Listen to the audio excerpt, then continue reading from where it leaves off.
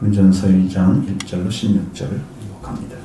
형제들아, 내가 너희에게 나아가 하나님의 증거를 전할 때에 말과 지혜의 아름다운 것으로 아니하였나니 내가 너희 중에서 예수 그리스도와 그의 십자가에 못 박히신 것 외에는 아무것도 알지 아니하기로 작정하였습니다. 내가 너희 가운데 거할 때에 약하고 두려워하고 심히 떨었노라. 내 말과 내 전도함이 설득력 있는 지혜의 말로 하지 아니하고 다만 성령의 나타남과 능력으로 하여 너희 믿음이 사람의 지혜에 있지 아니하고 다만 하나님의 능력에 있게 하려 하였노라.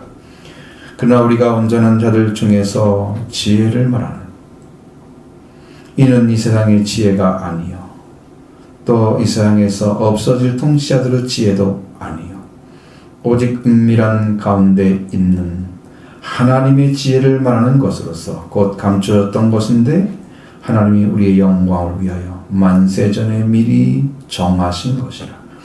이 지혜는 시대의 통치자들이 한 사람도 알지 못하였나니 만일 알았더라면 영광의 주를 십자가에 못 박지 아니하였으리라.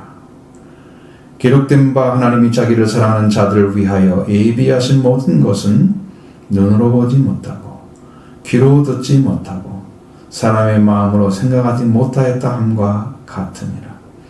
오직 하나님이 성령으로 이것을 우리에게 보이셨으니 성령은 모든 것 곧 하나님의 기쁜 것까지도 통달하시느니라. 사람의 일을 사람의 속에 있는 영 외에 누가 알리요. 이와 같이 하나님의 일도 하나님의 영 외에는 아무도 알지 못하느니라. 우리가 세상의 영을 받지 아니하고 오직 하나님께로부터 온 영을 받았으므로 이는 우리로 하여금 하나님께서 우리에게 은혜로 주신 것들을 알게 하려 하십니다. 우리가 이것을 말하거니와 사람의 지혜가 가르친 말로 하지 아니하고 오직 하나님께서 가르치신 것으로 하니 영적인 일은 영적인 것으로 분별하느니라. 여기에 속한 사람은 하나님의 성령의 일을 받지 아니하나니 이는 그것들이 그에게는 어리석게 보이며 또 그는 그것들을 알 수도 없나니 그러한 일은 영적으로 분별되기 때문이라. 신령한 자는 모든 것을 판단하나 자기는 아무에게도 판단을 받지 아니하느니라. 누가 주의 마음을 알아서 주를 가르치겠느냐? 그러나 우리가 그리스도의 마음을 가졌느니라. 아멘. 1장에서도 말씀을 했습니다. 그러니까 여기 1장에 있는 말씀이 왜 중요하냐 그러면 지혜에 대해서 거기에도 말씀을 하셨고 그 지혜가 하나님 안에 있는 지혜인 까닭에 세상 사람들이 알 수가 없었다. 그게 문제거든요. 유대교 신학자들도 알 수 없었고 토론가들도 논쟁가들도 알 수가 없었던 것이죠. 세상의 통치자들도 알 수가 없었던 것이고 세상 통치자들도 하나님의 지혜로 나타나신 것을 그 분을 십자가에 못 박은 것은 영광의 주를 알지 못했기 때문이었다고 말하고 있죠. 그러니까 지혜는 십자가에 못 박힌 그리스도였다는 것을 말씀해 주고 있습니다. 왜 지혜가 되냐 그러면 여러분이 그분을 믿게 되면 속죄와 부활의 은혜를 입어요. 그거를 통해서 사람들을 보기에는 그게 아무것도 아닌 것처럼 보이고 한 사람을 죽여 살렸다는 것이 사는 것을 본 사람이 별로 없으니 믿을 수도 없는 것이고 그러니까 사람들에게는 신빙성이 없게 보여요. 그런데 그것이 여러분의 속죄, 속량을 주신다는 은혜가 그게 하나님의 비밀이고 그것이 하나님 안에 감추어졌던 지혜인 것입니다. 그 지혜를 우리에게 말해주고 있는 거예요. 그래서 그 지혜는 십자가 못 박힌 그리스도가 바로 그 지혜입니다. 그리스도는 오직 부르심을 받은 자들에게 하나님의 능력이요 지혜가 됩니다. 왜? 부르심 받으면 그 역사를 우리한테 오셔서 하시는 거죠. 바울도 이렇게 서술적으로 얘기할 수밖에 없어요. 그걸 딱 단정 지을 수 있는 게 없어요. 자, 왜 그냥 그 십자가에 못 박힌 그리스도의 속량의 은혜를 얻기 때문에 하나님의 지혜가 되시고 하나님의 능력이 되어 주십니다. 우리는 하나님으로부터 나서 그리스도 예수 안에 있게 되고 그리스도는 하나님께로 나와서 우리에게 지혜와 의로움과 거룩함과 구속함이 되어 주셨습니다. 그러니까 그분만 붙잡고 있으면 우리는 하나님 앞에 가는 거나 하나님의 자녀로서 사는 것에 아무 문제가 없는, 제약이 없는. 그러니까 여러분이 자녀들이 자기 집에 와서 이거 우리 집이야 라고 얘기해도 부모들이 맞아, 너네 집이지, 집 아니라고 하지 않잖아요. 그런 권세가 주어져요. 아들의 권세가. 예수님 한 번 붙잡고 있어요. 근데 그로 인해서 얻어진 그 능력을 받아냈느냐 못 받았느냐는 여러분한테 십자가 부활이 이루어졌느냐 안 이루느냐가 결정이 되는 거예요. 오늘 그것을 여러분에게 알아야 된다는 거죠. 그런 까닭에 우리는 이제 하나님의 능력이요 지혜로 나타나신 예수 그리스도를 아는 것, 그래서 계시된 믿음을 가져야 되는 거예요. 지금 여전히 모르고 있는 상태. 그래서 이제 이 말씀을 전해주는 이유가 뭐냐면 성령께서 나타나셔서 말씀하시는 말씀을 들으라는 거예요. 이게 이제 아주 중간, 여러분이 끼어있는 사람들, 신앙이 완전하지 못한 그 신앙을 가진 사람들이 항상 거기 사이에 끼어서 문제가 있는 거예요.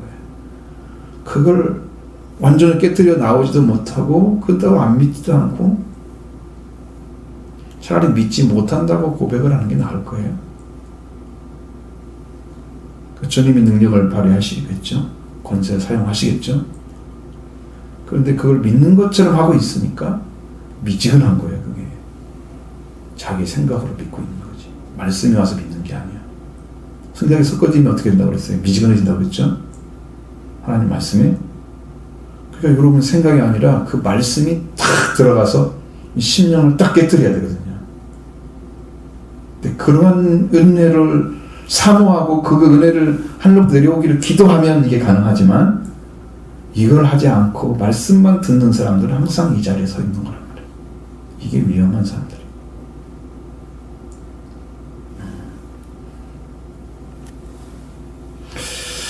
고린도전서 2장에서 사도 바울을 통해서 주시는 말씀은 첫 번째는 십자가에 못 박히신 그리스도로 말미암아 구원에 이르는 자의 믿음이 하나님의 능력에 있게 하기 위해서 신 말씀이 1절로 5절의 말씀입니다.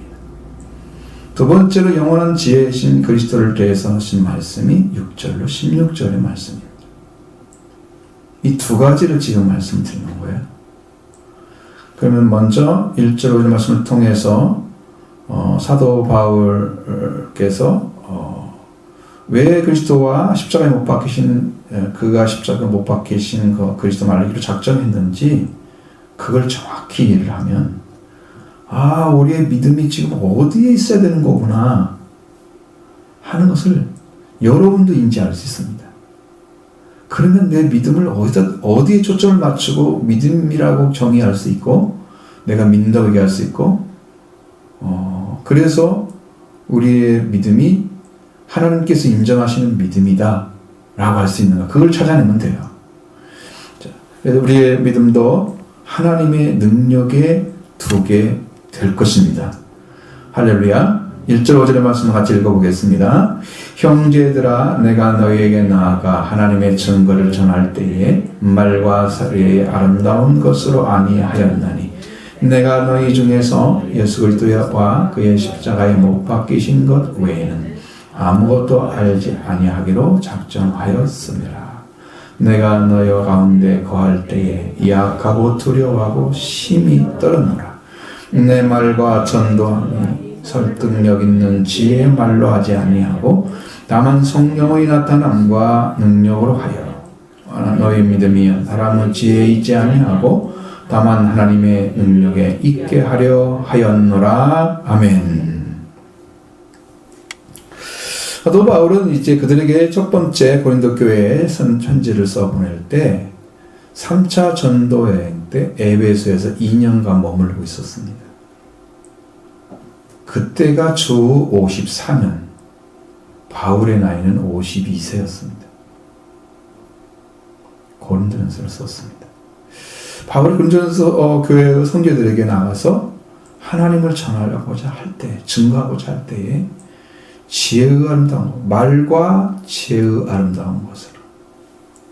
이 분명히 말에 들어있어요. 자, 일단은 말을 해야 되잖아요. 전하려면.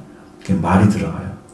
그 다음에 그 말 안에 지혜를 가진 말을 해서 사람들의 마음을 움직여 보려고 하는 그런 수사학적인 기법을 사용해서 아주 현란하게 사람들의 마음을 움직이는 그런 웅변적인 것이나 그런 것들을 사용하지 않았다는 것입니다. 왜? 거기에는요, 그게 엄청나게 발달되어 있었어요.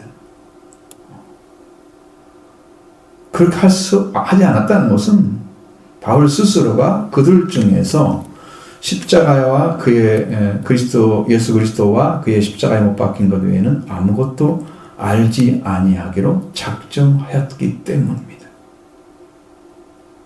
왜 이렇게 복음을 전하면서 어떻게 해서든 그리스도를 전하기 위해서 바울이 더 좋은 효과를 위해서라도 이제 지혜의 아름다운 것으로 사람들을 이렇게 설득한다고 하면 좋은 효과를 얻을 것이라고 생각할 수 있죠.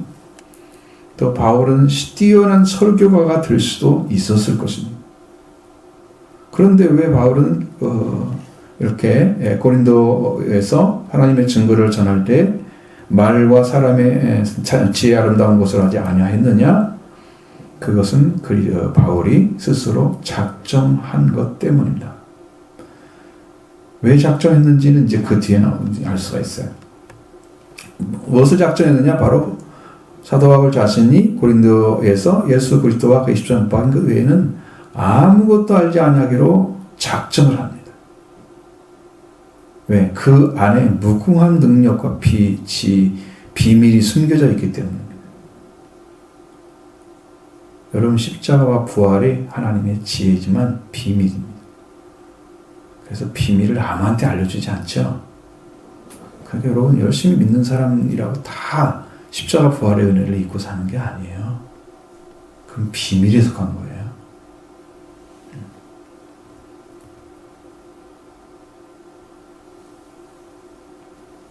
자, 고린도 교회에 있는 사람들에게는 고린도에 있는 사람들에게는 그들은 지혜가 뭐냐? 세상의 지혜였습니다. 그들에게 말과 지혜 아름다운 말은 것은 그들 스스로가 알고 있다고 생각하는 그런 부류에 속한 거예요. 그러니까 그런 말을 해서는 그들에게 아무런 능력이 안 나와요. 여러분, 여기에 훌륭한 설교가가 앉아있다고 생각해 보세요. 거기에 어떤 목사님이 어떻게 말을 잘해서 설득력 있게 전파한다고 해도 그분을 능가할 수 없다면 설득이 되겠어요? 그들은 철학자죠. 엄청난 철학이 발전된 그런 곳입니다. 그러니까 철학의 큰 발생지이기 때문에. 그러니까 사람의 말과 지혜의 아름다운 것으로 아무리 해도 그들을 완벽하게 돌이켜서 설득할 수가 없었던 거죠. 아주 힘이 없는 무능한 것입니다. 그래서 바울은 말과 지혜의 아름다운 것을 하지 아니하였고 뿐만 아니라 고린도에 있을 때 예수 그리스도와 그의 십자가에 못 박힌 것 외에는 알지 아니하기로 작정을 하고 이것을 전해서는 결코 이길 수가 없구나. 저들을 굴복시킬 수가 없구나. 그걸 알게 된 거예요. 확실하게 알았어요. 그들은 마치 변론과 같았고 토론과 같았습니다. 많은 사람들이 지혜가 많은 그런 세상의 지혜를 많이 가지고 있었고 그들은 바울의 말을 듣고 아마 그들 스스로가 옳고 그름을 판단하는 자리에 서 있었을 거예요. 당시 바울 당시의 역사가는 뭐라고 했냐면 철인들을 만나지 않는 일이 없이 고린도의 거리를 다닐 수 없다고 말했습니다. 그리고 얼마나 많은 사람들이 인간의 지혜, 사람의 지혜를 가지고 있었는가를 알 수 있습니다. 그런 가운데 바울이 고린도에 들어갔을 때 그들 중에 가니까 이것은 말도 할 수가 없는 거야. 그냥 약해서 두려워하고 힘이 떨었다고 고백하는 거야. 천인들이 많고 사람이 지혜를 가지고 있었던 사람들이 너무 많기 때문에 심리적으로 위축을 당한 거예요. 어지간한 말에서는 통하지 않아, 먹히지 않아. 나도 알고 있어, 나도 알고 있어. 근데 그때 바울의 선포함에 설득력있는 지혜의 말로 하면 어떠한 역사도 일어날 수 없다는 걸 깨달은 것입니다. 그래서 그의 선포를 성령의 나타나심, 이 성령의 나타나심은 성령의 증거입니다. 증거. 성령이 그리스도를 증거해내는 거예요. 그들에게. 사람이 지혜가 아니죠. 하나님이 지혜죠. 하나님의 선포죠. 그리고 그 능력, 성령의 능력으로 전하기 시작한 것입니다. 그래서 그들이 글로 가기 시작하고 교회가 세워진 것입니다. 그 말씀을 들은 자들이 이제 우리의 믿음은 사람의 지혜에 있는 게 아니고 하나님의 말씀에 있고 하나님의 능력에 있다 라고 믿음을 갖도록 하기 위해서 사람 말로 하지 않은 거죠. 그럼 지혜 있는 사람한테 다 지게요 맨날. 그렇죠? 무슨 말도 지잖아요. 지지 않아야죠. 이해해야 되죠.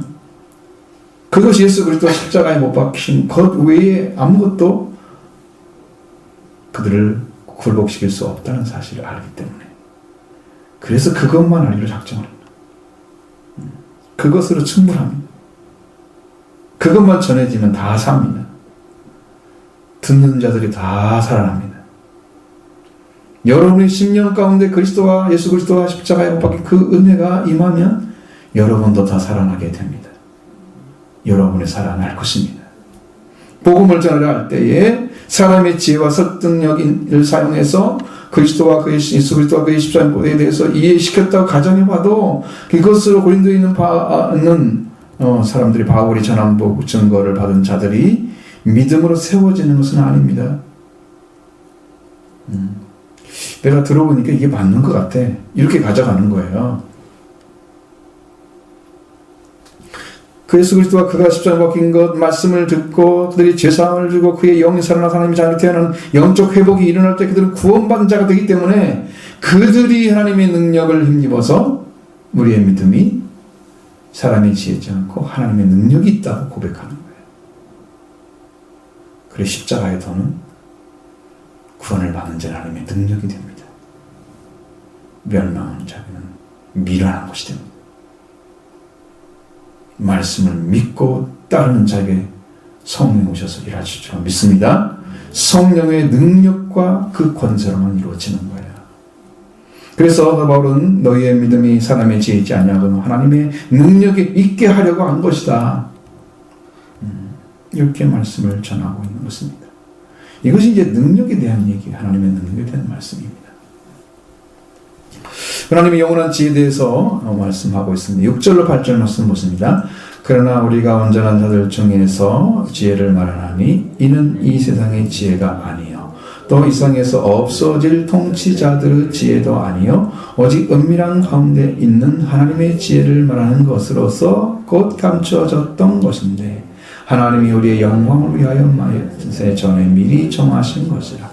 이 지혜는 이 세대의 통치자들이 한 사람도 알지 못하였나니 만일 알았더라면 영광의 주를 십자가에 못 박지 아니하였으리라. 아멘. 분명히 말씀하고 있습니다. 여기서 그러나 완전한 자들 중에 지혜를 말하나니 이렇게 말씀하신 것은 지혜의 특유성을 말하고 있는 거예요. 지혜.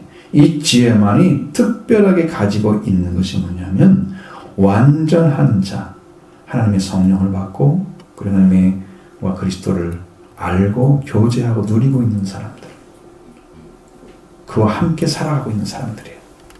그런 사람들 중에 지혜를 말하고 있는 거예요. 초보들 아니에요? 예수를 처음 믿는 사람 이거 알 수 없죠? 그 말하고 있는 게 아니에요. 그래서 완전한 자들 중에 있는 지혜를 말하는 것, 누구나 알 수 있는 지혜가 아니라는 것을 말하려고 한 것입니다. 그럼 어떻게 해야 돼요? 자, 알지 못하기 때문에 배울 것입니다. 배우는데 사람에게 배워서는 이게 믿음이 안 돼요.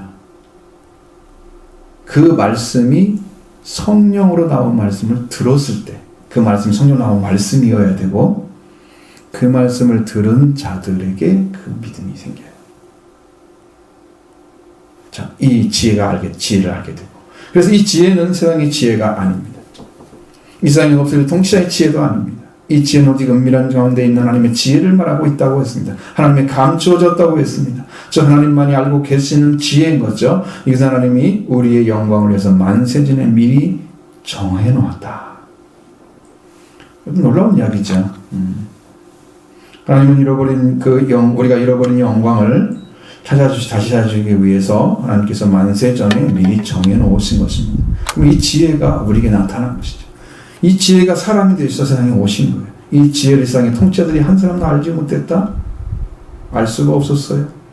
이 세상의 통치자가 이 지혜를 알았더라면 하나님이 지혜이신 영광의 주를 십자가에 못 박지는 못했을 것입니다. 모르는 거예요. 우리 성도님들이 이 지혜로 나타나신 그리스도를 알았더라면 지금처럼 연약한 신앙이 아니에요. 식어진 열정을 갖지 않았을 것입니다. 주님이 역사하시는 그 은혜로 열정을 가지고 살아갈 것입니다.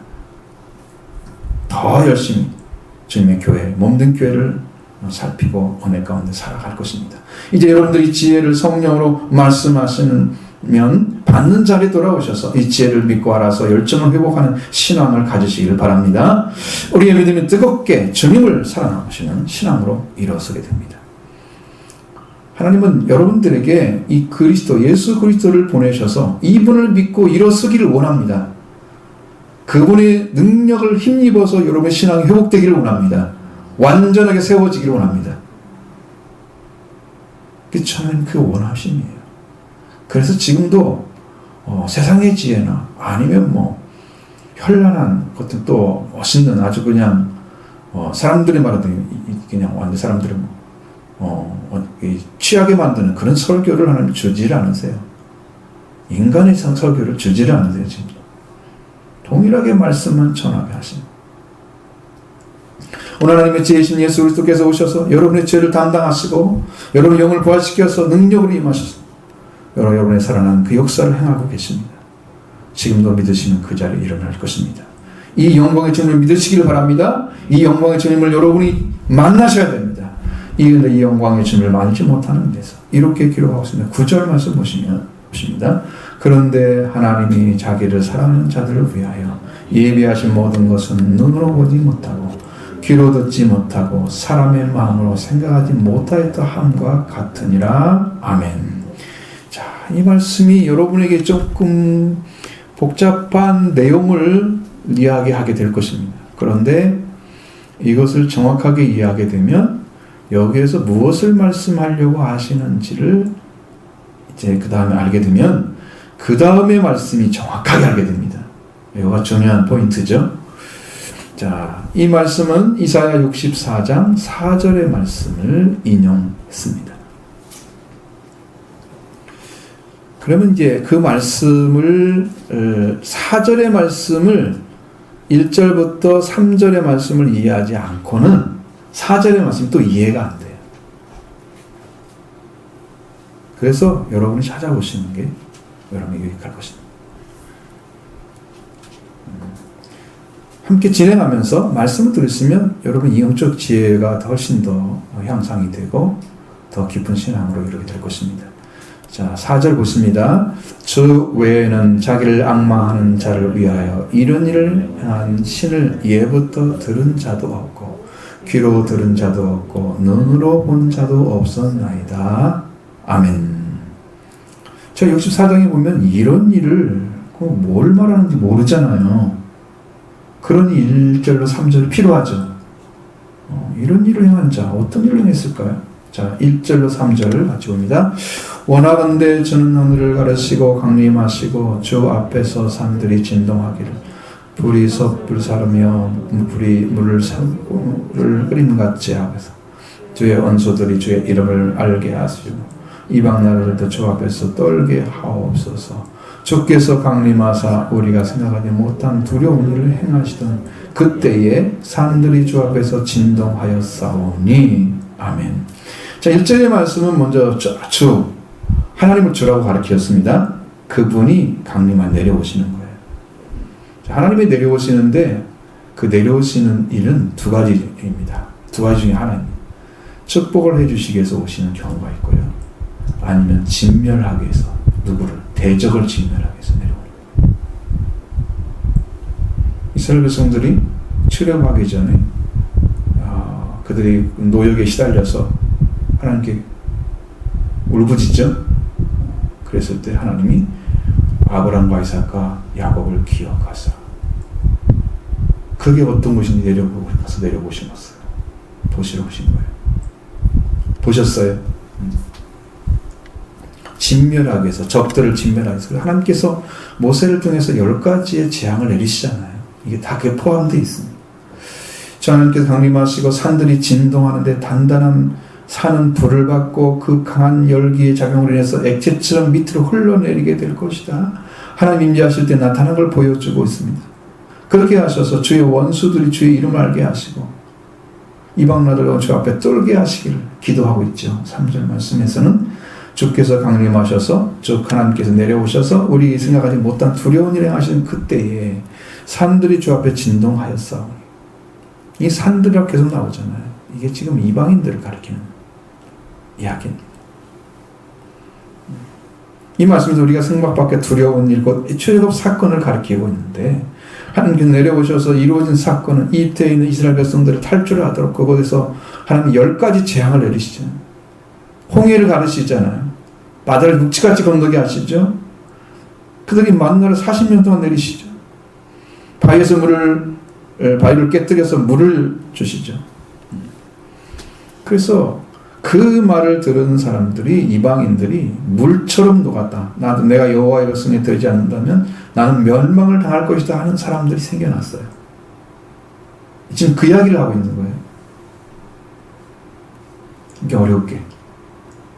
그래서 4절에 악마하는 자, 자기를 악마하는 자, 즉 하나님께만 의지하며 하나님의 계획과 구원을 간절히 기다리는 자를 가리키는데, 이 사람을 고린전서서는 9절에서는, 2장 9절에서는 하나님을 사랑하는 자라고 부르고 있습니다. 자기를 사랑하는 자. 하나님 사랑하는 자를 위해서 행하신 신이 주 외에 예부터 들은 자도 없고 귀로 들은 자도 없고 눈으로 본 자도 없었나이다. 자, 그것은 출애굽 사건은 단 이례적인 사건이잖아요. 한 번도 누가 말한 적이 없고 그렇게 할 거라고 누가 예상도 못했고, 우리는 이미 태어나니까 그렇게 해서 있던 일을 성경을 읽고 있잖아요. 우리는 이미 지나간 일이지만 그걸 본 적이 없다는 거예요. 들은 적도 없다는 거예요. 귀로 들은 적도 없고 눈으로 본 적도 없는 일이 벌어지고 있었다. 그 주 외에는 자기를 악마하는 자, 즉 하나님을 사랑하는 자를 위해서 하신 일, 출애굽 사건을 행하신 그 신을 예로부터 들은 자도 없고 귀로 들은 자도 없고 눈으로 본 자도 없었다 하신 것처럼, 이 완전한 인류의 완전한 구원을 이루신 그 하나님 같은 자가 주 외에는 없었다고 얘기합니다. 그러면 출애굽 사건을 통해서 뭘 하셨는데요? 출애굽이 바로 가나안 땅에 들어가는 것이 지금 이 땅에 나와서 하나님 나라에 들어가는 것과 똑같은 여정이 있는 거예요. 그 사건을 완전하게 이루신 분이 누구예요? 예수 그리스도이십니다. 주님이 십자가를 지시고 구원을 이루시는 그 사건이 바로 그 역할을 하셨어요. 그 역사를 이루신 거예요. 그것에 대해서 예수님이 이렇게 하실 거다. 물론 성경에 이야기되어 있죠. 그러나 그렇게 행하시는 일 자체를 언제 봤어요? 보지 못했죠. 구약에서 예수님이 십자가에 죽는단 말이 없잖아요. 예수님이 자기가 이렇게 나타나서 이런 권세를 사용해서 이렇게 왕이 되실 거다, 그런 이야기는 다 써 있는데, 그가 피를 흘려서 이렇게 속죄를 이루시고 그게 그 신약에 나온 거죠, 전부. 그렇죠? 새 언약도 말씀하시고 언약의 피도 말씀하시고 부활이 되셔서 어떤 일을 할 거다, 이것도 아주 작게 어디 창문에 조금 나와 있을 뿐이지 성경에 그런 말씀 자체가 없어요. 우리가 들어보지도 못한 일을 하나님이 행하신 거예요. 그러니까 그게 감춰진 하나님의 지혜가 나타나서 그 일을 이루셨는데 그 일을 아는 자가 없는 거예요. 그 일을 행하신 것을.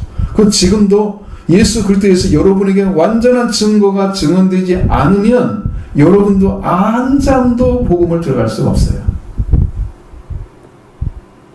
지금 그 이야기를 하고 있는 거예요.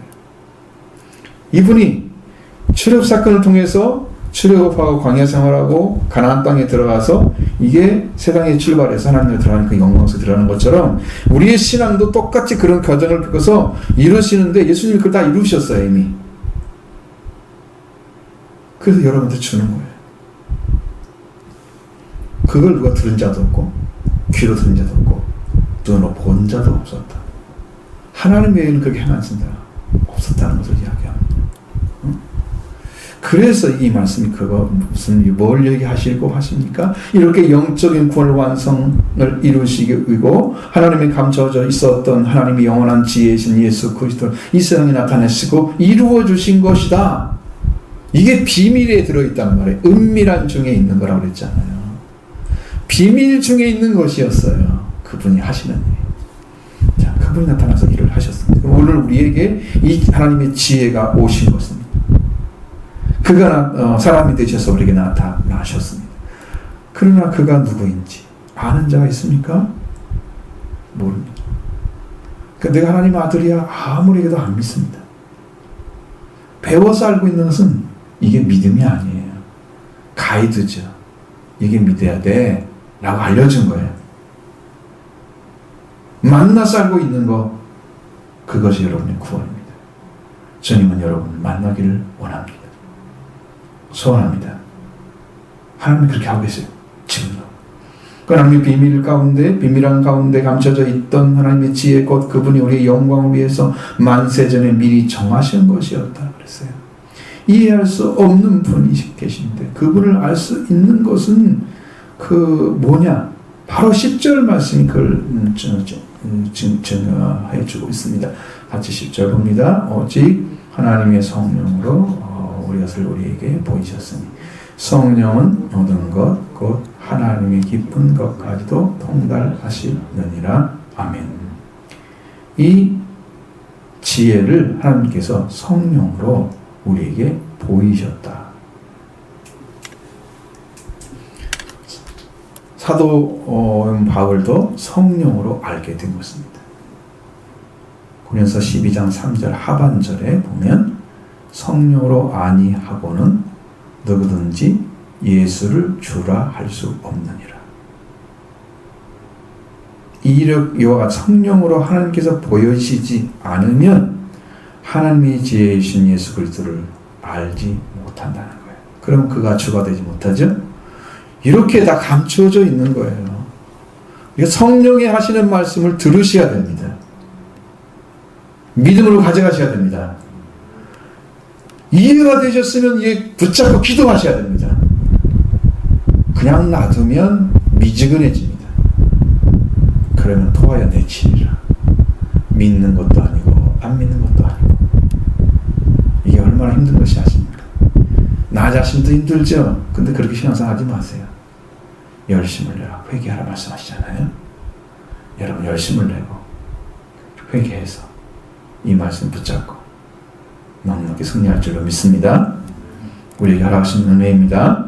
그러나 하나님이 성령으로 우리에게 보이셨다. 이것이라는 단어는 지시대명사인데 첨언입니다. 이것은 언어에는 없는 단어예요. 이것을 보인 게 아니고 오직 성령이 하나님이 성령으로 우리에게 보이셨으니 이렇게 되어 있어요. 그러면 여기에 보이단 말이 바로 그거예요. 덮개를 벗기는 걸 말합니다. 왜 벗기겠어요? 덮어져 있으니까. 어디 있었기 때문에? 하나님 안에 감추어져 있기 때문에. 하나님 안에 감춰져 있으니까 이게 안 보이잖아요. 감춰져 있는 것을. 이 덮개를 벗기는 역할이 성령이 하시는 거예요. 그래서 이분이 하나님이 감추신 분이 이분이야 라고 여러분에게 딱 갖다 주는 거예요. 그러면 어떻게 돼요? 정확히 봤죠? 이제 믿습니다 고백합니다. 그렇게 믿은 사람이 도마예요. 자기는 이미 보지 않고는 안 믿겠다고 얘기했죠. 봐, 믿어. 봤으니까 믿어. 이제 보니까 믿니? 그러면 보지 않고 믿는 자가 복이 있다고 말씀하십니다. 이 말씀이 믿음이 되면 여러분 복이 있는 자입니다. 이 말씀이 믿음이 안 되면 도마와 같이 될 것입니다. 나도 보고 믿을 거야. 언제 올지 모르잖아요. 성령 오셔서 열어주셨는데 성령이 열어주신 걸 믿지 않으면 여러분이 성령 받으셔야 됩니다. 받고 믿으셔야 됩니다. 성령을 하지 않고는 알 수가 없기 때문이죠. 근데 이 지혜를 사람들이 알게 하기 위해서 드러내신 거예요. 덮개를 벗겨서 나타내신 분이 성령이십니다.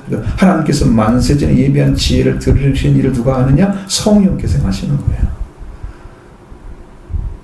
그렇게 하셨어요. 그 성령이 나타나셔서 이제 베드로를 통해서 설교를 하신 거죠. 그 그리스도 어떤 분이 말씀 선포했죠. 그래서 사도행전과 연결이 딱 되는 거예요. 응? 지금 성령에 대한 얘기를 하고 있는 거야. 그런 결론은. 자, 그래서 성령은 모든 것, 하나님의 기쁜 것까지 통달하신다. 그래, 통달하신다는 말은 통찰하다, 탐색하다 이렇게 단어를 사용합니다. 그러면 통찰로 바꿔보시면 돼요. 통찰이라는 말은 전체를 환히 내다봄, 예리하게 꿰뚫어봄 이런 의미입니다. 그러니까 통찰이 제일 정확한 단어예요.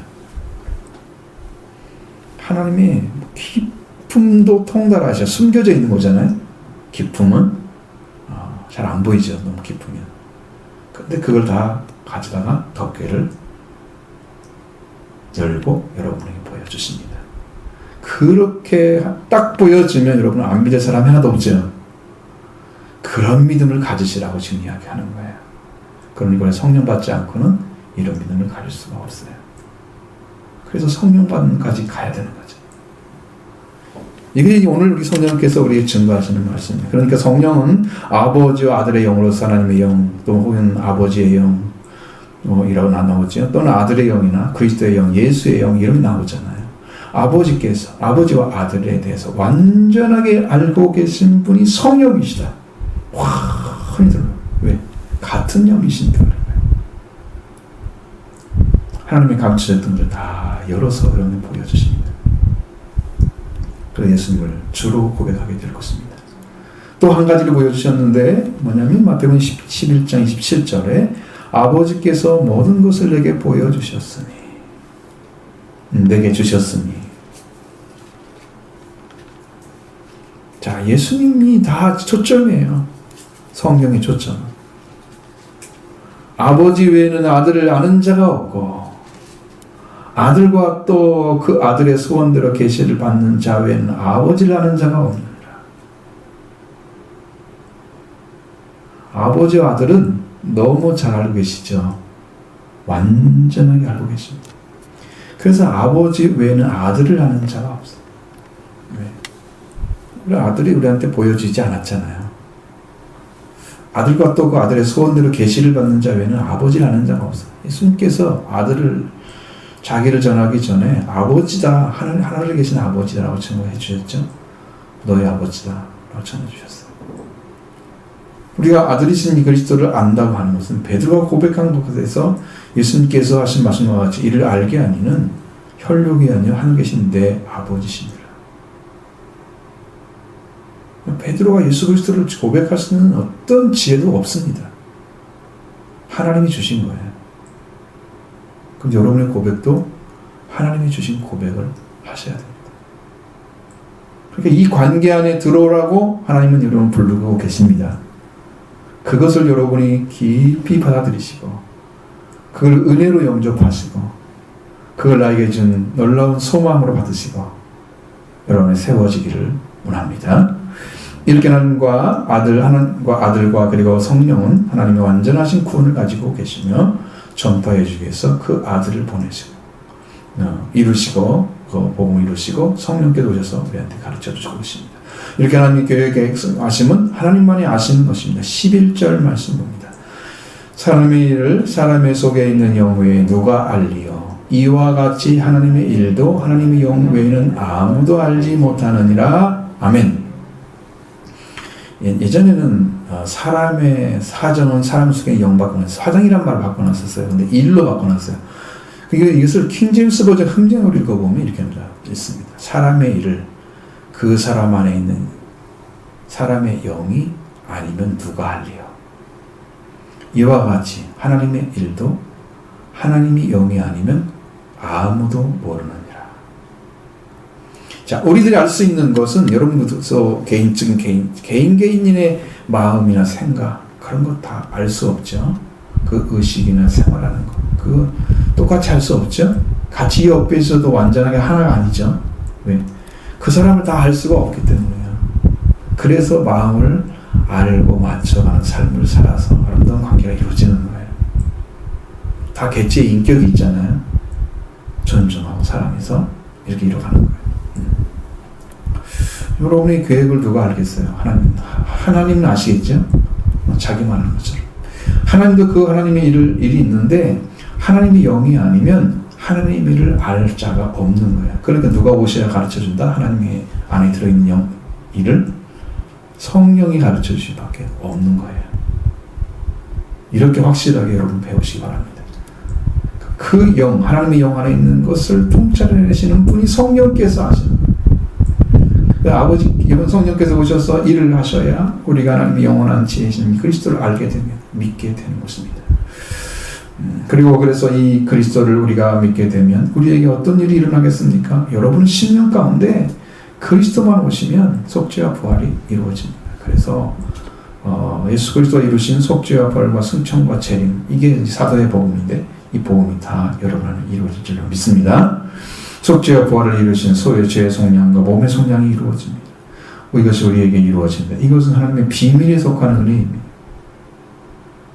이게 그냥 여러분 들으니까 알 것처럼 생각하지만 여러분 그걸 이루는 건 하나님의 비밀이에요. 숨겨져 있어요.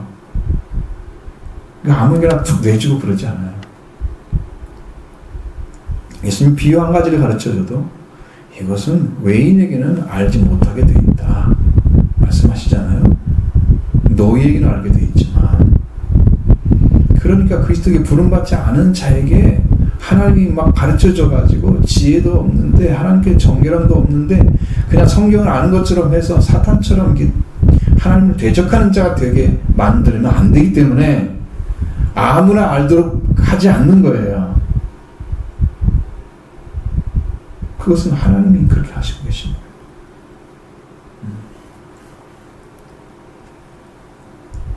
그래서 우리가 이 은혜 들어가기 위해서는 말씀을 들으면 회개하는 자에게 이 은혜를 베풀어 주십니다. 영원한 영광의 보좌에서 왕의 역할을 하는 자가 되게 하시고 신이 되신 예수 그리스도를 통해서 신이 돼서 영원히 죽지 않는 자가 되게 하시고 신의 영광에 참여하는 자가 되게 하시고 여러분 끊임없는 은혜 이게 예수님이 이루신 것만 다 받으면 끝이에요. 예수님이 이루신 것이 이미 다 완성이 돼 있어요. 우리에게는 아직 안 돼 있지만 시간이 아직 있어요. 그래서 하나님의 보좌에 이르게 하십니다. 이 놀라운 비밀에 들어가는 일이 예수 그리스도의 속죄와 부활을 통해서 여러분을 부르고 계시는 거예요. 그 자리에 들어가라. 이 은혜를 잊기를 원합니다. 사모하기를 바랍니다. 달려가셔야 됩니다. 분명하게 하나님께서 일을 하고 계시는 거예요. 이 그리스도를 성령으로 알게 하심으로 말미암아 먹게 된다는 사실이죠. 여러분 확실하게 믿으십시오. 이것이 얼마나 큰 복인지를 여러분이 믿고 난 다음에 알게 될 거예요. 성령을 받은 사도와 고린도 교회 성도들에게 하나님께서 온 영은 어떤 영을 받았습니까?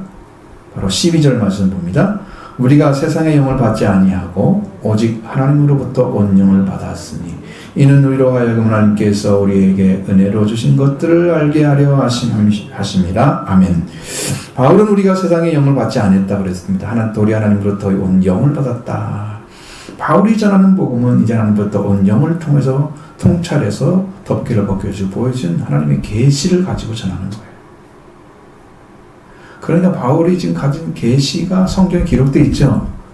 그 말씀도 성령으로 알게 되면 바울이 알았던 것들을 우리도 알게 되는 거예요. 하나님 똑같이 세워주세요. 성령을 알게 하십니다. 그러니까 사도가 아는 사도의 복음이 똑같은 거죠. 우리가 전하는 복음은 똑같아요. 성령을 알게 하시면 동일해져요. 그리고 여러분 사도의 복음을 듣고 있는 거예요. 분명히 예수님 에베소에서 바울에게 증거를 하셨잖아요. 우리의 터가 바로 이제 모퉁이돌 되신 그리스도이신데, 우리는 선지자와 사도와 선지자 터 위에 세움 받았다 그래서 말씀하고 있죠. 그러니까 이 복음을 받으면 살 수 있습니다. 이 놀라운 사실을 통해서 알려주시는 것은 사도 바울이 바울을 부르신 때부터 부활하신 주를 만나게 하셨어요. 그 바른 다메섹에서 또 아나니아라는 제자로부터 안수를 받게 하시죠. 성령의 충만을 받았습니다. 주께서 환상 중에 보여주신 대로 당시 이름이 사울이었는데 바울이 그게 안수를 해서 성령의 충만을 받게 하신다 하였고, 그는 그때부터 예수님을 하나님의 아들이라 전파하기 시작했다고 성경에 기록된 사도행전 9장에 나오고 있습니다. 분명한 영, 하나님께로 온 영을 받았죠. 세상의 영은요, 악한 영입니다. 지혜를 받게 하는 게 아니고요, 파괴하게 만들어요. 말씀을 대적하게 만들어요. 파괴하게 만들어요. 이것이 그 영은 사탄으로부터 오는 영입니다. 그리스도를 믿는 자는 하나님의 영을 받지 아니하고 하나님부터 온 영을 하나님의 영을 받지 아니하고 하나님부터 온 영을 받습니다. 그러면 이 성령을 통해서 그들은 하나님께로부터 은혜로 주신 것들을 알게 됩니다. 자, 이게 얼마나 중요한 문제인지를 여러분도 심령 속에 깊이 깨닫게 되기를 원합니다. 아, 성령을 안고는 안 되는 거구나. 성령을 안 해도 성령만 가능하구나. 우리가 하나님께서 우리에게 은혜를 주신 것들을 알게 하시는 것은 하나님께부터 온 영, 바로 성령밖에는 없습니다. 그러니까 성령을 사모하셔야 됩니다. 그럼 이렇게 여러분에게 수없이 말씀드렸죠. 속죄와 부활에서 가는 것은 6월절이잖아요. 오순절까지 와야지 예수님을 정확히 아는 거예요. 성령 받아야만. 그러니까 여러분, 이게 길이에요. 이 길로 인도받는 것은 굉장히 복된 일입니다. 네? 대개 교회들이 이 속죄와 부활의 은혜를 전하지 않고 성도들의 모임이나 이런 것들을 잘 하도록 하면 다 모입니다. 잘 할 수 있습니다. 그런데 구원의 확증이 없어요, 사람들이. 시간이 지나도 나중에 이분은 그 길을 걸어가지 못합니다. 문제죠. 그런데 속죄와 부활의 은혜를 증거하면 여기는 사람들이 모여들지 않습니다. 좁은 길이기 때문에 그 길을 사모하는 자만 들어오도록 성령의 이끌림 받죠. 그렇지 않으면 자기가 말씀을 거부해버려요. 어떻게? 더러운 영에 의해서 거부를 하게 되는 거죠. 말씀을 따르지 않아요. 불신하는 거예요. 아무리 전해도 불신해요. 그래서 여러분 성령 받고 성령에 의해서 알게 되는 그 은혜가 여러분 임하기를 간절히 원합니다. 영적인 일은 영적으로 분별한다. 13절 말씀 보십니다. 우리가 이것을 말하거니와 사람의 지혜가 가르친 말로 하지 아니하고 오직 성령께서 가르친 것으로 하니 영적인 일은 영적인 것으로 분별하느니라. 아멘. 사도 바울이 계속해서 말하고 있는 것이지만 하나님의 증거를 전할 때 사람의 말과 사람의 지혜로 가르친 말로 아니하고 도리어 성령께서 가르친 것으로 했다고 말씀하고 있잖아요. 이건 무엇을 하려고 하느냐? 이렇게 사람의 지혜가 가르친 말이 아니라 도리어 성령께서 가르친 것을 했다고 하는 이 말씀은 사도 바울께서 하나님의 증거를 전할 때 말과 하나님 지혜로 아름다운 것을 하지 아니했다는 말과 그 사실과 일치하고 있잖아요. 그럼 왜 계속 그런 말을 해요? 또 사도 바울은 내 말과 내 선포함이 설득력 있는 지혜의 말로 하지 아니하고 도리어 성령의 계시하심과 능력을 했다. 성령 나타나심. 그거 나타남도 되고 증거도 됩니다. 그래서 그 성령의 나타나신 말씀을 들음으로 그들은 믿음이 하나님의 능력에 있게 세우셨잖아요. 그렇게 세우기 원했습니다. 그렇게 해서 교회를 세우셨고, 뿐만 아니라 완전한 자 가운데 지혜를 말씀하시는데 그게 감추어져 있었다. 우리 영광을 위해서 하나님께서 만세전에 미리 이렇게 정해놓은 거야. 그럼 우리가 태어나기 전이나 창조 이전부터 이미 그렇다는 거예요. 이 지혜를 전하는 데 있어서 사람이 지혜가 가르친 말로 하지 않았고 도리어 성령께서 가르친 것을 했다. 그럼 성령이 이 하나님의 기쁨에 있는 감추어진 지혜를 다 가져오시잖아요. 그 말씀을 가지고 전해줘야 그분을 배우게 되죠. 그분을 믿게 되죠. 그렇게 해서 구원이 이루어지는 거예요. 사람의 말로 하지 않는 이유가 바로 그거예요. 성령께서 가르치신 것은 곧 영혼 속에서 성령의 작용을 통해서 기인하는 생각이나 견해나 어떤 그 교훈이나 금원 이런 것들이 다 플러스 돼 있어요. 그 성령이 역사하시는 말이 말씀만 딱 주고 나머지 아무것도 아니냐? 성령 우리가 말하게 하심을 따라서 말하는 거 복음만 전하고 나머지 입에 딱 다물어야 되냐? 그렇지 않아요. 우리에게 주는 것들이 있어요. 성령께서 정확하게 말씀을 이해하는 거 너무 정확하게 말씀하시고 또 필요한 것들은 저 생각을 할 수 있거나 견해를 가지게 만들거나 혹은 교훈을 주시거나 어떤 금원 같은 걸 주시고 그러니까 다 그것이 포함되어 있어요. 성령에. 그래서 여러분이 이제 우리가 성령으로 받아들이고 있는 뭐 잠언, 아가서 같은 것도 성경에 포함되기 좀 어려운 내용들이 많잖아요. 근데 다 들어와 있어요. 전도서 확실히 염세주의의 철학이 들어있는 것처럼 보여지는 그것도 하나님 말씀으로 들어와 있어요. 여러분 이게 다 견해나 하나님의 어떤 교훈이나 어떤 것들이 다 플러스된 거예요. 그래서 성경으로 받아들이는 거예요 우리가. 그 외의 것도 받아들이는 거예요. 예수 그리스도 십자가 외에는 사실 구원이 안 되지만 그것도 하나님 말씀으로 다 영접을 했잖아요 우리가. 그러니까 그것도 플러스 성령에 속한 것입니다. 그것이 이 영에 속한 것들은 영으로 분별합니다. 그렇기 때문에 어떤 사람의 말이 성령에서 하는 말인지 자신의 판단에서 나오는 말인지를 알 수가 있습니다. 성령이 오신 자들은 알 수가 있습니다. 저 말의 근거가 어디 있어?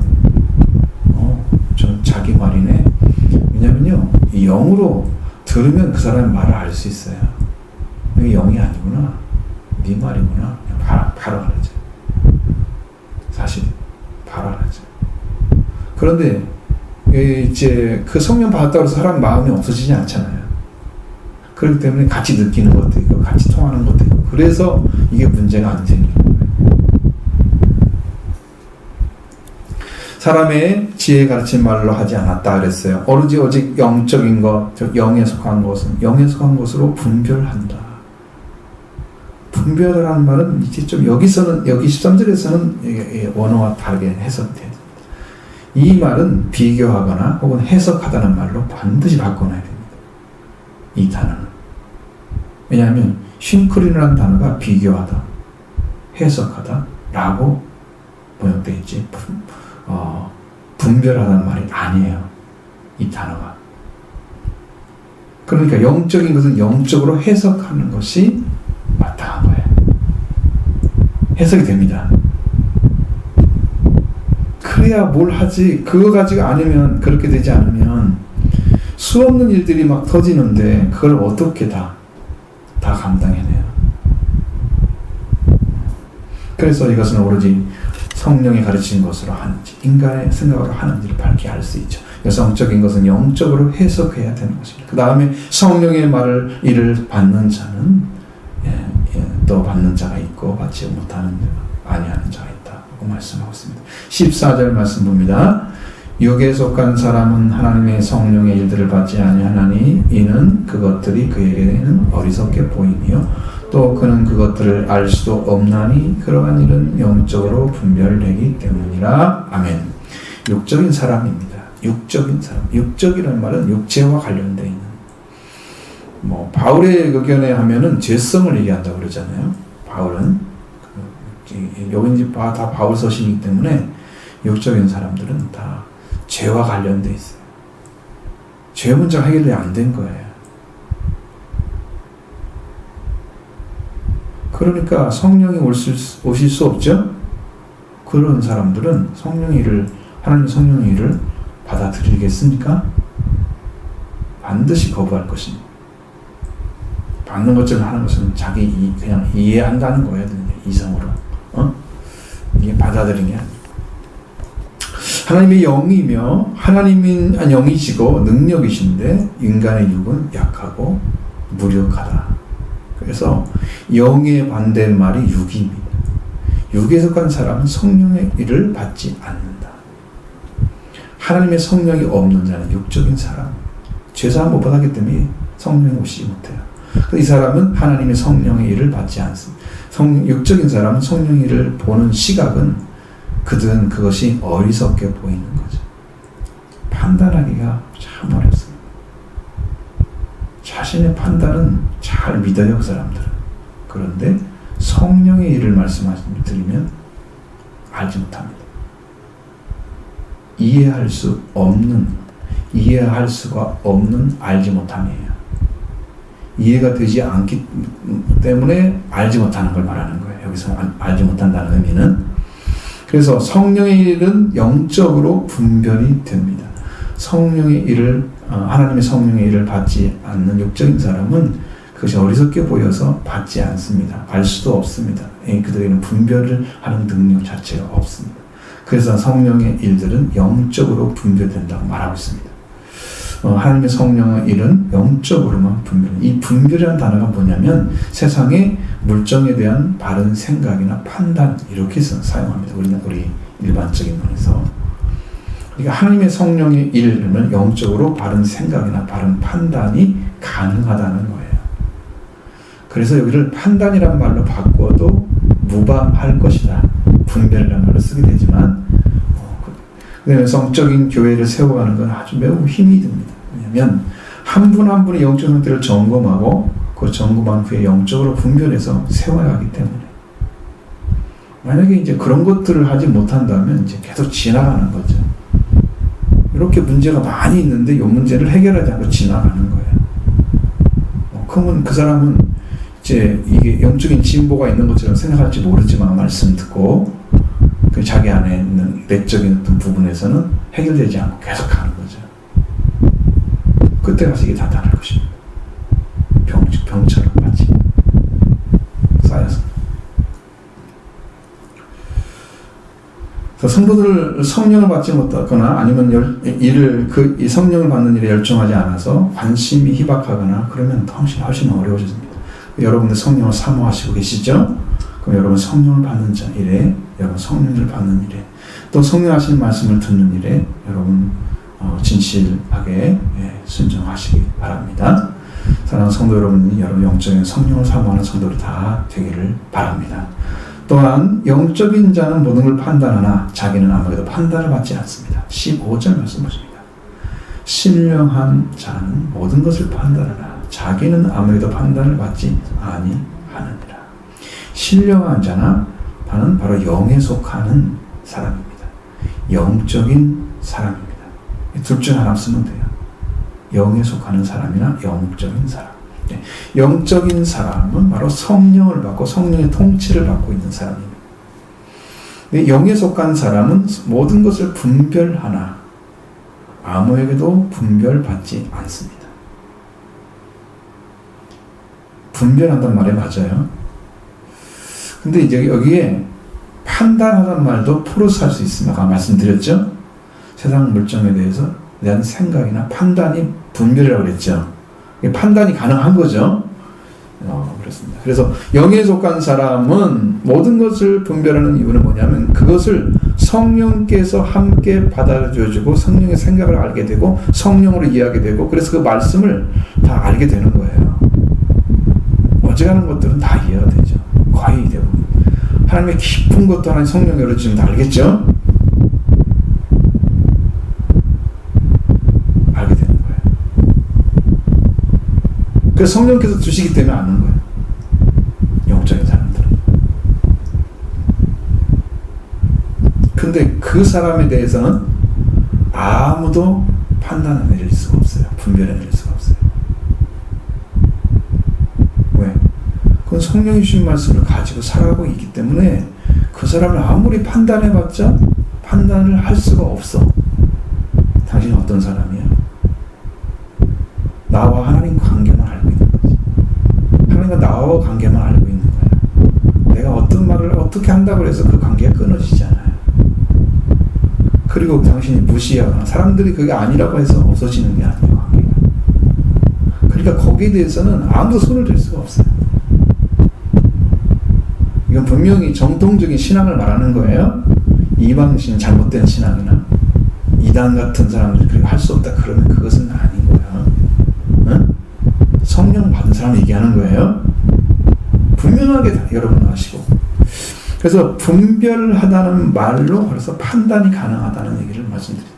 이것은 하나님께 세워진 그 자리에 있기 때문입니다. 하나님의 영으로 살아가는 자라면 그렇게 합니다. 그래서 영적인 분별을 통해서 하나님과 관계 안에서 세워져 가야 된다. 그리고 이제 우리는 그리스도의 마음을 가졌다고 얘기하는 사도 바울의 고백을 들었습니다.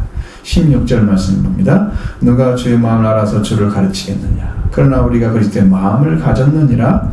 자, 주의 마음을 안다고 하는 것은요, 주님의 마음을 받아야 알 수 있습니다. 물론 성령으로 오셔서 성령을 부으시면 하나님의 성령이 우리 안에 하나님의 사랑을 부어놓습니다. 그럼 우리 마음에 말씀이 부어지면 성령이 오시는 거죠. 여러분이 지금 말씀을 성령으로 받아들여서 말씀으로 이렇게 하나님 말씀을 받아들이면 성령이 오셔서 여러분을 믿게 하고 더 이해하게 하고 깨닫게 하십니다. 그러니까 말씀을 여러분이 안다 안 한다 이걸 먼저 이 생각을 먼저 가지지 마시고 그냥 들으셔야 돼요. 믿음으로 들으실 때 성령이 오셔서 이해시켜주고 깨닫게 하십니다. 깨달은 말씀만 되면 여러분이 구원을 얻는 길을 찾게 됩니다. 그게 마태복음이에요. 말씀을 듣고 깨닫는 자니 30배, 더러는 60배, 100배 결실을 맺어줍니다. 깨닫는 자입니다. 자, 그러니까 성령으로 말씀과 성령으로 역사하시는 그 말씀을 받은 자 은혜 가운데다가 진리 가운데 들어가게 되죠. 우리 마음이 진리 안에 있고 성령이 계시면은 우리는 주님의 마음을 가지게 됩니다. 그리고 믿어지면 붙잡으셔야 됩니다. 그리고 의지하고 기도하십시오. 분명하게 우리에게 말씀이 되어주실 것입니다. 바울은 고백하는 거죠. 그러나 우리가 그리스도의 마음을 가졌느니라. 그리스도의 마음을 가졌다. 그리스도는 가난한 자를, 연약한 자를 사랑하고 죽기까지 하나님께 복종하고 이런 것을 바울도 아주 써요. 그러니까 자기는 사망에 던져지고 너희는 생명이 있으라고 말하고 있습니다. 자기가 죽기까지 복종을 하는 거예요. 하나님께. 나는 그리스도의 흔적을 가졌다고 얘기합니다. 그 정도로. 그리스도의 마음을 가졌죠. 그러니까 그리스도의 마음을 가져야지 그리스도를 전할 수 있잖아요. 바울이 간절한 심령이에요. 이것을 알 수가 있습니다. 자, 오늘 영원한 지혜이신 이를 아는 성령의 통찰을 통해서 세상에 나타나신 그리스도를 주로 받는 성도가 다 되기를 바랍니다. 성령으로 나타나서 계시는 그 은혜에 동참하신 성도가 다 되기를 나는 주님으로 축원합니다.